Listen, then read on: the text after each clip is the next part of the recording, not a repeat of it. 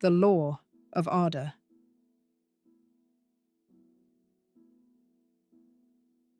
Echoes of the First Age.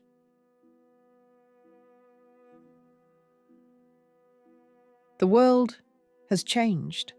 I feel it in the earth. I hear it in the waves upon the western shore. I see it in the stars, dimmer now than in the days of old.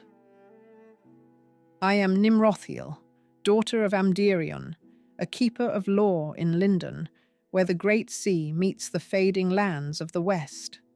Here, beneath silver boughs and beneath an ever-changing sky, we who remain still sing of the ages long past.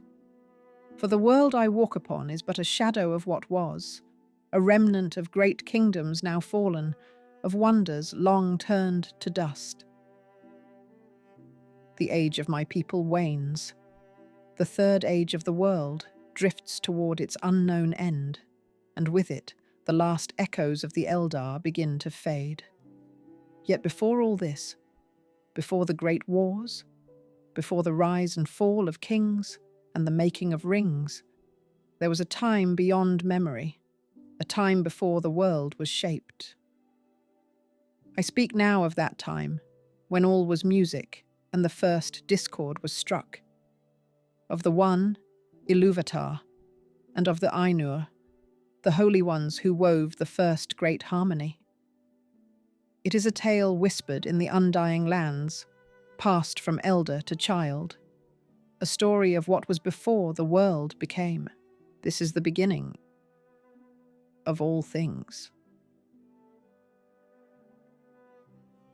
Before the first star shone in the void, when all was formless and silent, there was Ilúvatar, the One, who alone existed beyond time and thought. And from his mind, he brought forth the Ainur, the holy ones. 30 in number were the greatest among them, and countless others beyond reckoning.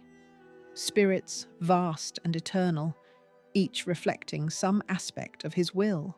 To them he gave the first great gift, music. And together they sang.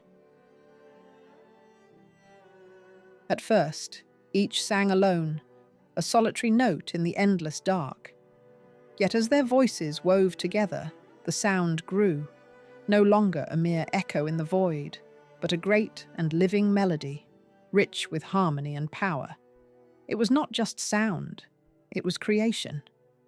For in their song, the first glimpses of the world were shaped, though it was yet only a thought in the mind of Ilúvatar. Yet among them was one who did not seek to weave his voice into the whole. He wished to bend the melody to his will, to create not as a servant of harmony, but as its master. His name was Melkor, and he was the greatest of the Ainur, most powerful of all who sprang from Ilúvatar's thought. But in his heart burned desire, a longing for things beyond his reach. And so he sang a song, apart from the others. His voice was proud and mighty, deep and consuming. At first, it seemed only to enhance the melody, making it grander, stronger. But as his song grew, it clashed with the voices of the others, twisting the harmony, turning it wild.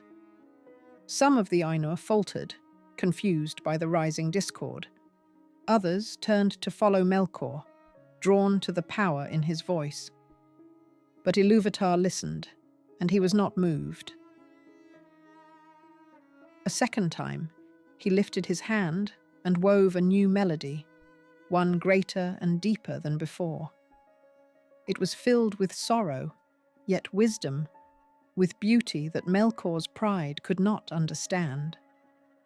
Where his voice sought to dominate, Ilúvatar's theme grew stronger, bending the discord into something greater. A third time, Melkor defied him.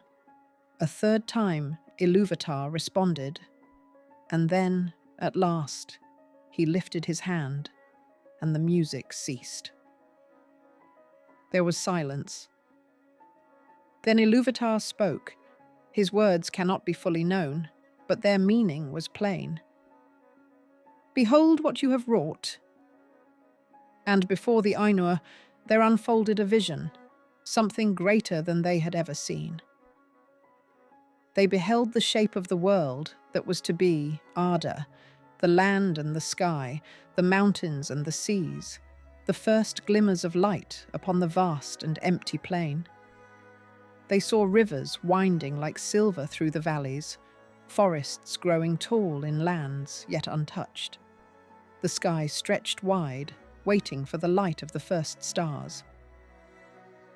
And greatest of all, they saw the children of Ilúvatar, elves and men, who were not shaped by the Ainur's music, but were born of Ilúvatar's own thought.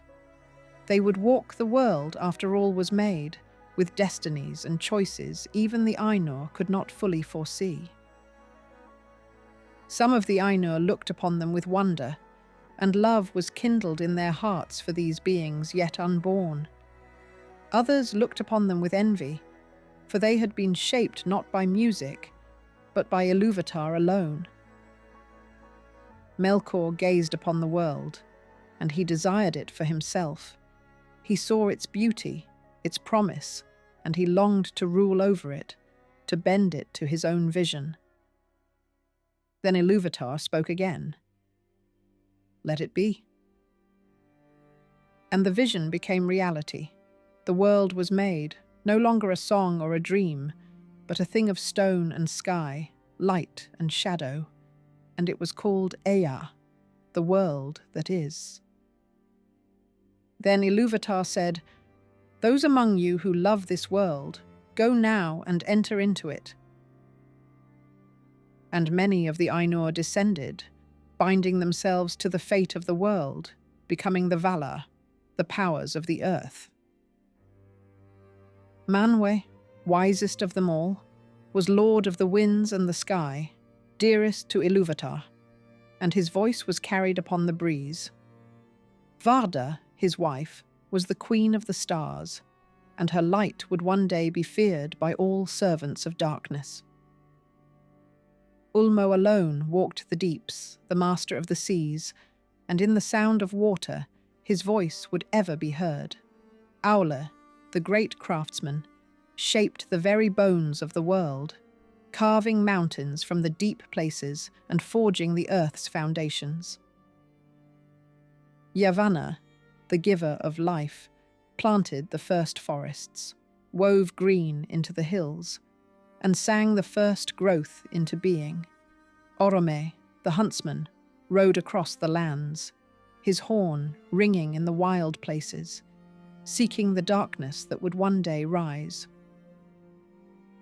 Nienna, the mourner, wept for all sorrows yet to come, her tears washing away grief and bringing wisdom to those who would listen.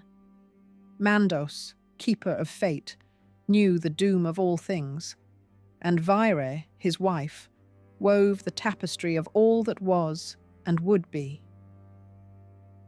Lorien, lord of dreams, shaped the halls of rest, and Esther, his gentle wife, brought healing and peace. Tulkas, the strongest of them all, had not yet entered the world, but he would come when the war was at its height. Vana, the ever-young, walked where the light was golden, and flowers bloomed at her feet, opening to greet her presence. Then Nessa danced across the untouched world, her feet barely touching the grass. The deer ran beside her, keeping pace with her untamed spirit, and the rhythm of Arda stirred in harmony with her steps. And lastly, there was Melkor, who entered not as a builder, nor as a protector, but as a destroyer. So, as the Valar began their work, shaping mountains and carving rivers, Melkor cast down their labour and sought to make the world his own. Where Aule raised mountains, Melkor shattered them. Where Yavanna brought green and life, he burned and twisted the land into barren waste. Where Orome rode through the wilds, he brought forth beasts of terror to roam in shadow. The war of the world's shaping had begun. It was not a war of weapons, but a battle of will, a struggle between those who sought to shape the world for the coming of the children and one who sought to rule it before they even arrived. Thus, the world took shape, not in peace, but in conflict. The Valar laboured to bring order, yet Melkor defied them at every turn. The land quaked beneath their struggle, mountains rose and crumbled, and the seas roared in turmoil. Though they stood against him, he remained the strongest of them all, and his defiance would not end here. The great lamps had yet to shine upon Arda, and already its foundations bore the scars of war. What had been wrought could not be undone, and the clash for dominion had only just begun.